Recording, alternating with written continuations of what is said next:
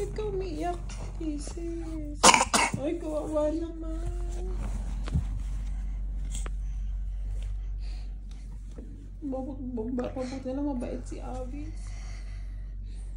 Mahal niya si Kisses. Hindi niya pinapabayaan.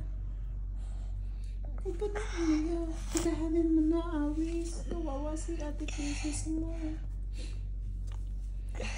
Alam mo, ang bait-bait ni Avis kasi binigay niya yung bahay niya kay Kisses. Sabi ni Avis, Ate Kisses, sa'yo na lang tong bahay ko. Kahit doon na lang ako sa lumang bahay. Dahil sa sobrang bait ni Avis, binigyan na yan ng bahay si Ate Kisses. Ito na yung bahay niya. Ito na ang bahay ni Avis. Nakakalungkot naman, pero ang saya tingnan ng dalawang ito.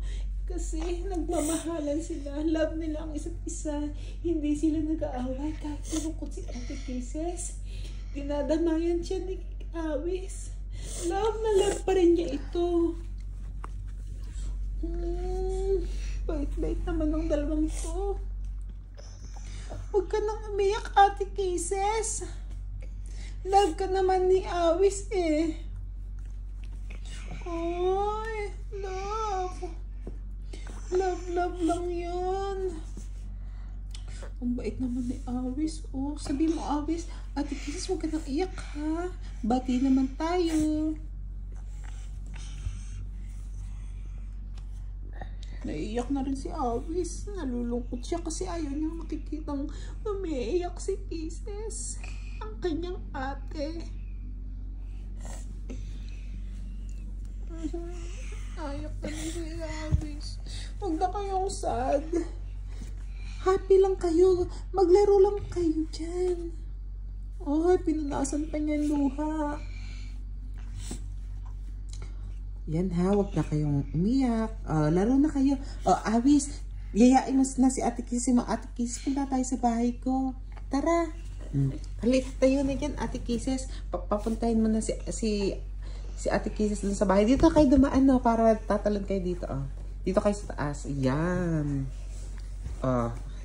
Ang pagpasok sa loob, dahil pagtatalon. 1, 2, 3, padulas! Ang galing!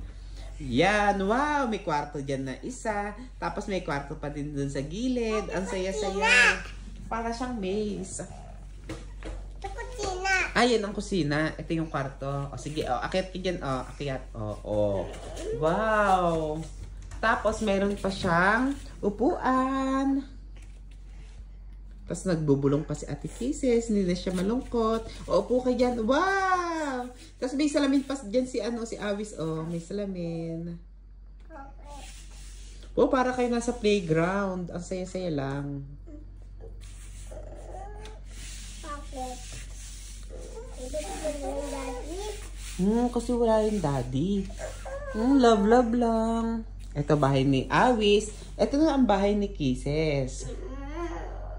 Wow, parehas silang may bahay. At parehas silang pupunta sa kanilang mga bahay. Love lang. Love. Doon na tayo. Doon na tayo sa kabila naman.